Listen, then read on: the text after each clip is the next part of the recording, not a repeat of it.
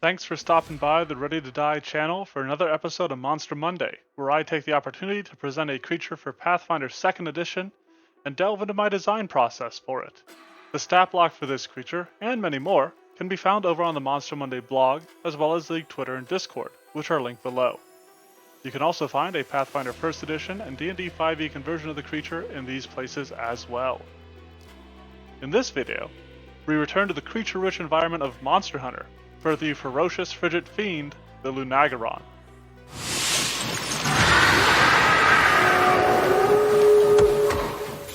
Featured in the Sunbreak expansion of Monster Hunter Rise, this big bad boreal beast is inspired by the likes of the werewolf, a member of the Three Lords alongside the Frankensteinian Garangolm, who I've built before, and the vampiric Malzeno, who I'll get to someday.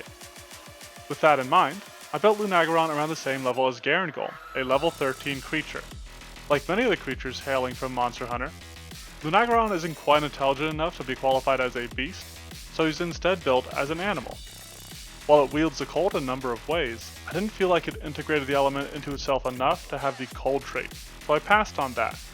The scant information we have on Lunagaron's ecology describes it as a born hunter, and it will use a high perception value to play into that.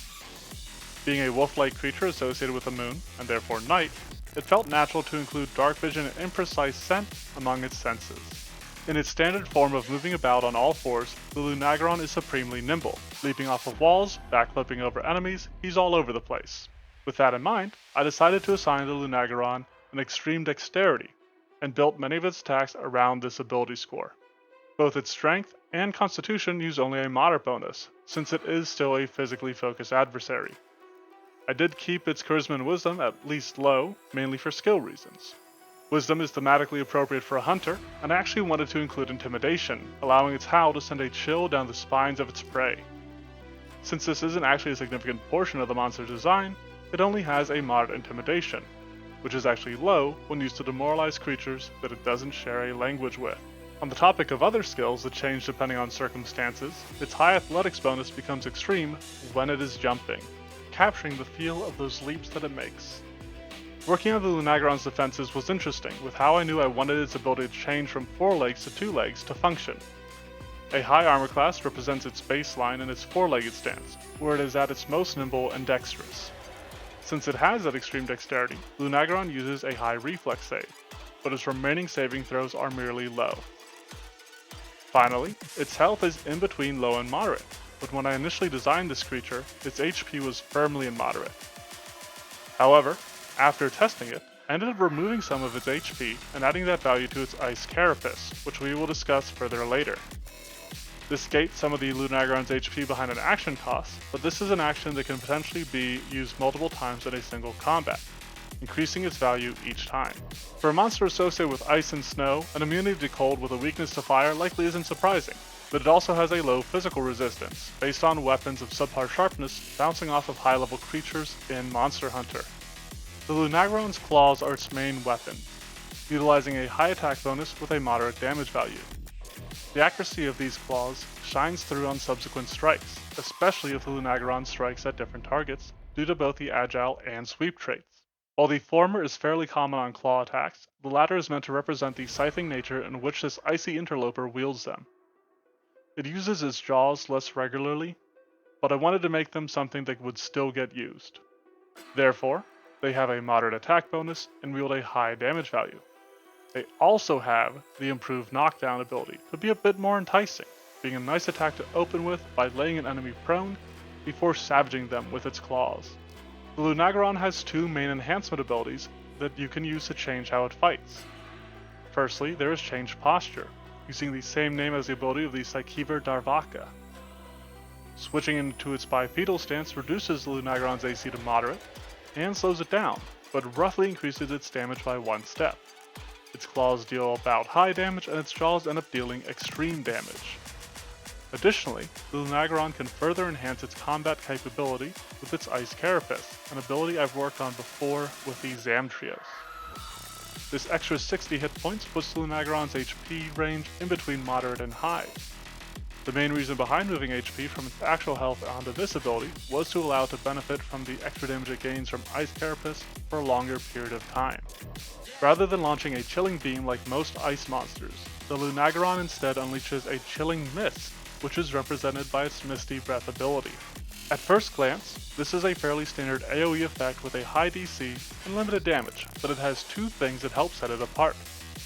Firstly, I made a mist that actually lingers, concealing creatures for a round akin to the Obscuring Mist spell.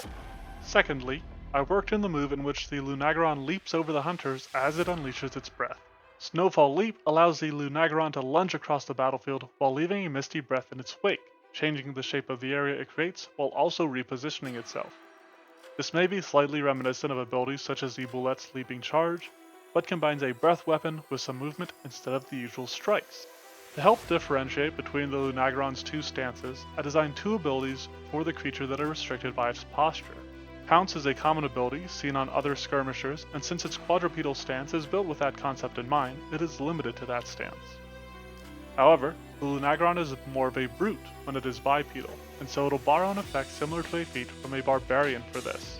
Rend the Earth is based on a sweep that the Lunagaron performs that churns up the ground.